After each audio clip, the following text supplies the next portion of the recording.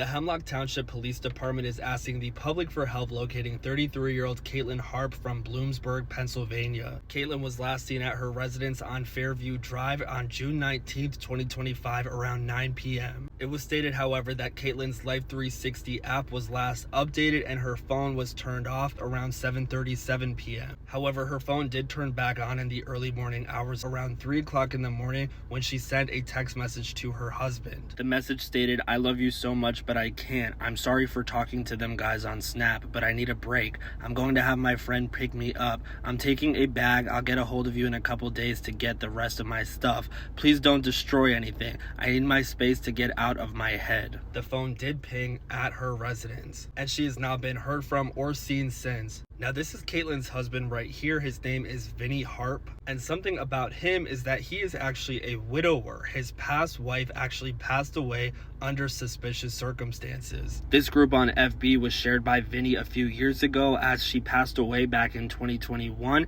Her name was Stephanie Downs Harper. Alex Frew, the father of at least one of Stephanie's children, made this post right here following Katlyn's disappearance. And he wrote this: "I had a child with his first wife, Steph. Vinny BEAT her numerous times. Steph's father would bail him out so he could keep running the plumbing company. I used those instances to get full custody of my kid. When Steph turned up dead, Vinny looked like he hadn't slept in days. He had her apartment stripped down to bare wood all by 8 a.m. the next day. I know because I took my daughter over to possibly get some personal effects and keepsakes." When he tells the story of discovering her, you could tell he knew she was laying there for days. He would specifically mention how he made sure to get an impartial witness to go to the property with him to document him checking in on Steph. You can pause to read the next 3 smaller paragraphs. He's saying that Katlyn was also dealing with the same thing that Steph was dealing with. He says, "I have loads of text messages from him on my phone. He can't spell or use proper grammar to save his life.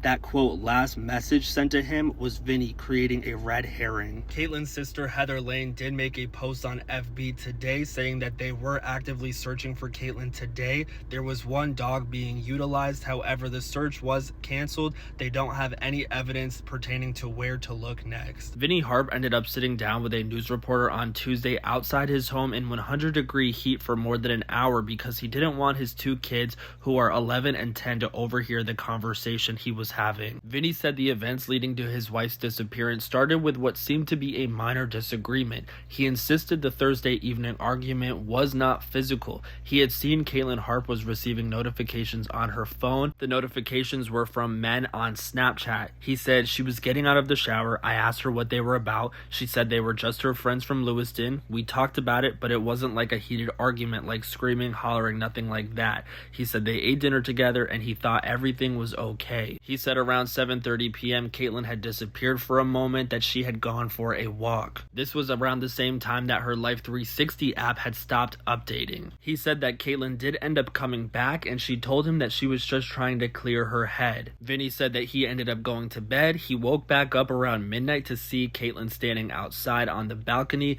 He joined her for a little bit, they talked, and then he went back to sleep. That's when on Friday he woke up to that weird text message stating that she needed space and that she was going to be picked up by a friend. He said that Friday morning he didn't see any of this coming. He thought that they were good. He said that he ended up driving everywhere to look for her. That included heading to Middleburg early Friday because Katlyn Harper's ex-husband lived there and he suspected Katlyn Harper may have headed to his house. It was stated that on a rural road in this area his pickup got stuck in the mud, making both him and the truck very muddy. He said he tried to jack the truck up and put a log underneath it and other similar methods, but he couldn't get out, so somebody ended up pulling him out, and that was about the gist of it. He said later that Friday afternoon he went to the Hemlock Township Police Department to file a missing persons report for Katlyn. The Hemlock Township Police Department did get asked if they were able to confirm if Vincent was the one who reported Katlyn missing, and they were unable to confirm if it was Vinny or if it was another family member of Katlyn's. At the moment, the investigation has been turned over to the state's police criminal investigation unit because it has more resources forces to look into and investigate this specific disappearance. Vinny said that he has been cooperating with authorities. He gave them his cell phone. He gave them the passcode to his phone.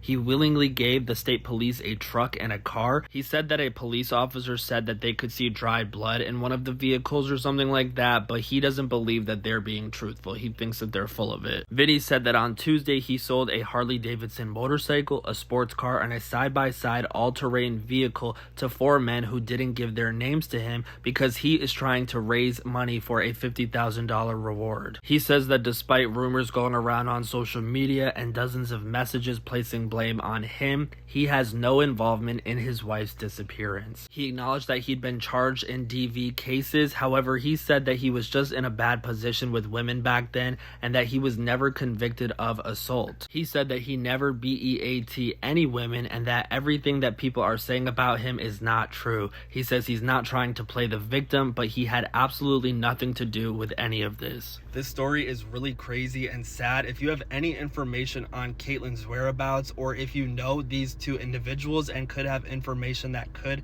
help law enforcement find Katlyn, please contact the number in the description. Anything helps at this point. I'm going to be following this case very closely, so make sure to follow. Let me know what you guys are thinking, and as soon as we have any updates, I'll be sure to let you guys know.